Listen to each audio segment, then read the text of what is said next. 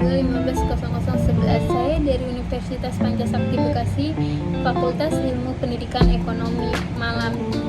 Di sini saya ingin membahas matkul tentang kurikulum dan buku teks ekonomi yang bermateri KD 3.1 akuntansi sebagai sistem informasi.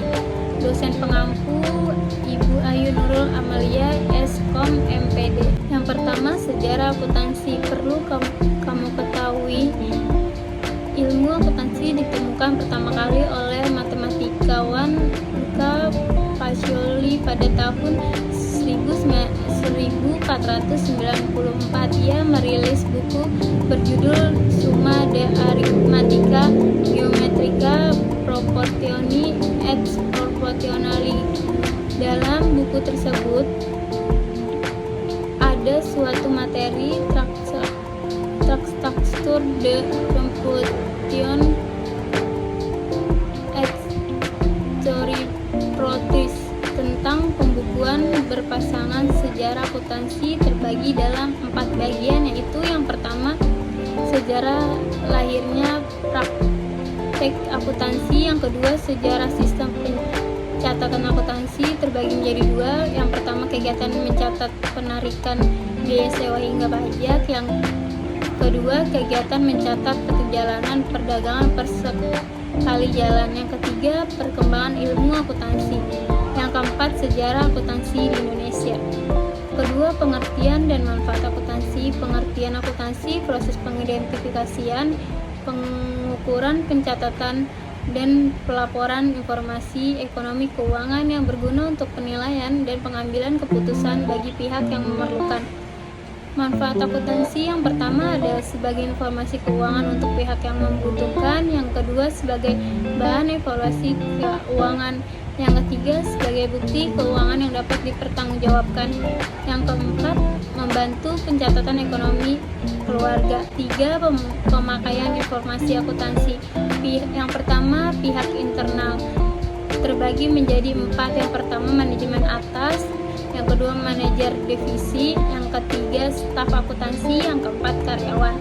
Yang kedua pihak eksternal terbagi menjadi 5. Yang pertama investor atau pemegang saham, yang kedua kreditor, yang ketiga pelanggan atau customer, yang keempat pemasok atau supplier, yang kelima pemerintah.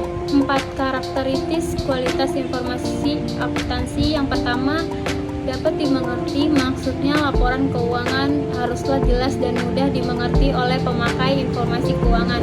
Yang kedua relevan, maksudnya laporan keuangan harus sesuai dan relevan dengan data transaksi yang terkait.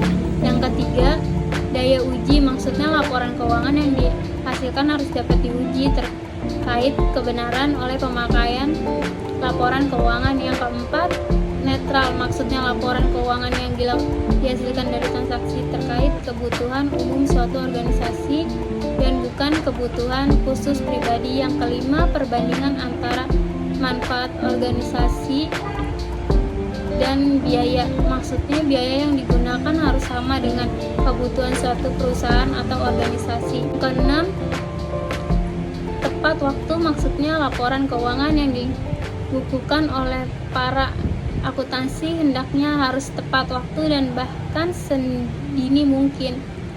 Yang ketujuh daya banding, maksudnya laporan keuangan dapat dijadikan perbandingan dengan laporan keuangan masa lalu dan akan datang.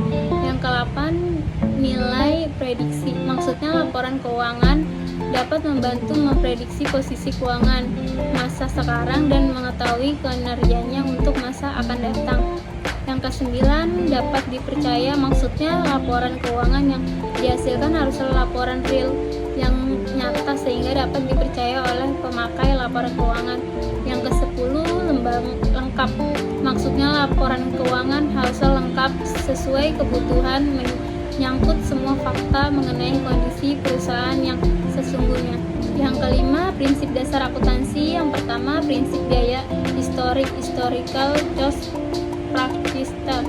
Perusahaan diwajibkan untuk memperlakukan sebagai besar aktiva dan kewajiban dilaporkan dan dicatat sesuai harga akuisisi. Yang Yang kedua, prinsip pengakuan pendapatan. Pendapatan biasanya diakui sebagai pendapatan ketika telah direalisasikan, dan hal tersebut yang biasa dikenal sebagai prinsip pengakuan pendapatan. Yang ketiga, prinsip penandingan. Prinsip penandingan adalah ketika perbandingan dapat dilakukan antara pendapatan dan biaya untuk memperoleh pendapat tersebut. Yang keempat, prinsip pengungkapan penuh, full disclosure.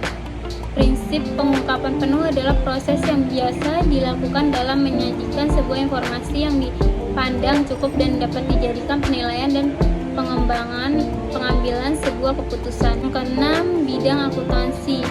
Yang pertama, financial accounting atau akuntansi keuangan. Yang kedua, manajemen accounting atau akuntansi manajemen. Yang ketiga, gross accounting atau akuntansi biaya. Yang keempat, tax accounting atau akuntansi pajak. Yang kelima, auditing, akuntansi pemeriksaan. Yang keenam, budgetary accounting atau akuntansi anggaran. Yang ketujuh, government accounting atau akuntansi pemerintahan. Yang kedelapan, education accounting atau akuntansi pendidikan. Yang kesembilan, accounting system atau sistem akuntansi. Yang ke-10, international accounting atau akuntansi internasional. Profesi akuntansi. Yang pertama, akuntan publik, lebih dikenal sebagai akuntan eksternal. Profesi ini bekerja secara independen dalam memberikan jasa-jasanya. Dia ada 3 jasa. Yang pertama, jasa asuransi. Yang kedua, jasa atestasi. Yang ketiga, jasa non-asuransi. Yang kedua, akuntan pemerintah. Akuntan pemerintah antara lain melakukan pemeriksaan dan pengawasan terhadap aliran keuangan negara serta melakukan perencanaan sistem akuntansi untuk pemerintah.